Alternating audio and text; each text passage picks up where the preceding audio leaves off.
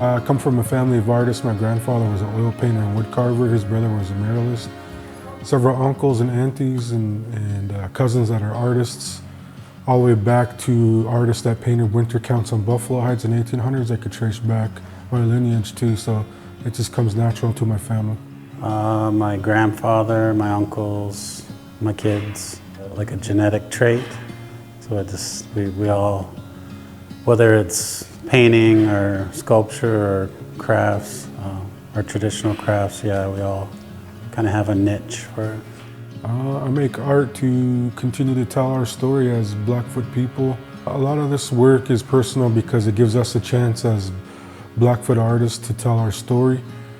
This museum gave us a chance to come in here and tell our own story, which is great, especially for the community and our communities, because this is Blackfoot territory. I think it's personal because it's part of my identity, my cultural identity. For me as a Blackfeet artist, it's very essential because I'm trying to speak to the world about who I am and where I come from and my connection to my people, but also the land itself. What I like about this project in collaboration with Louis Still Smoking is that we get a chance to tell our stories and built a lot of dialogue and dug deep within ourselves as artists to represent our community and the Blackfoot Confederacy. And they asked us to come in and basically curate our own show, which I think is great because a lot of museums and institutions are telling the world of who we are, so we get to come in and tell the world of who we are from our own perspective, especially being in 2023 as Blackfoot people.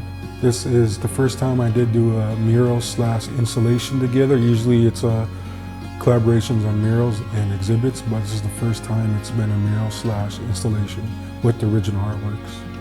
Most of the work was created on site, and I think it was part of the creative process by taking over the space, but also like applying different elements that are cohesive with the space.